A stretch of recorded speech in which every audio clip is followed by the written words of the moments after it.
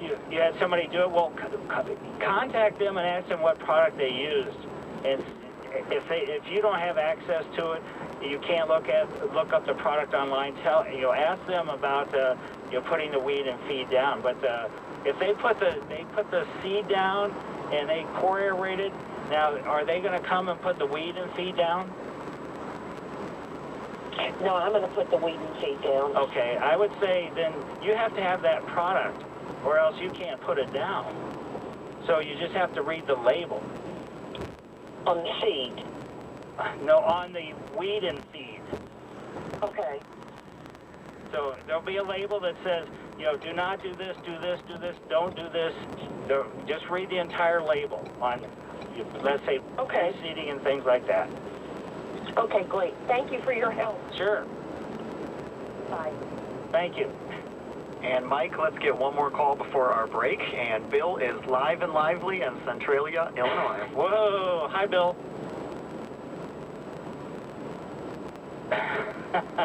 Hey, Bill, are you there? Yeah. Okay. How are you this morning? I'm very good. Okay, good. I have a question about rhubarb. I have rhubarb 2 years old, and they're starting to turn red on the edge of their leaves. Are they missing something?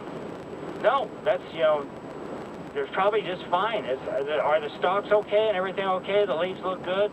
Well, the leaves are a little bit withered, but I think that's because of all the bizarre weather we've had. I agree with you, and I would say wait for another year before you do any harvesting. Just go ahead and let them go, and then, it sounds like everything's fine.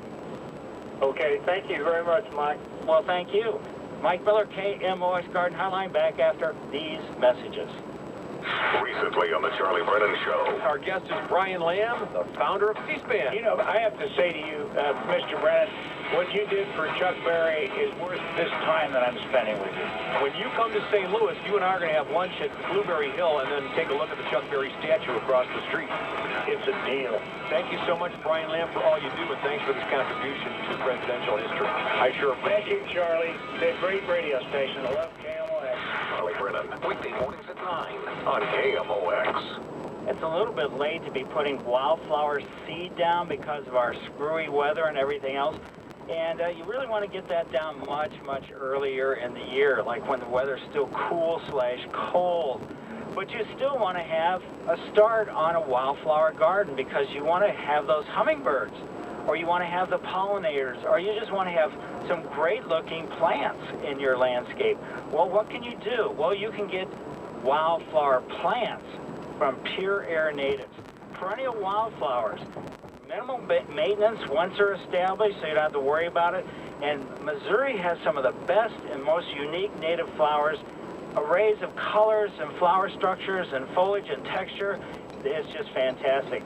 And you can get varieties that bloom in spring, summer, and fall. Not necessarily the same plant all the time, but you can have a whole sequence.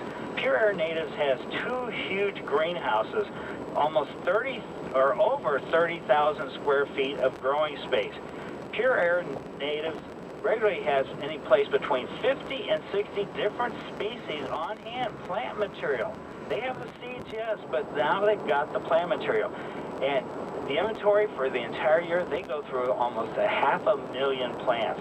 So you're interested in getting some wildflowers, mixing in with your existing beds, or establishing a brand new bed of just wildflowers, go to pureairnatives.com and ask about the live plant inventory.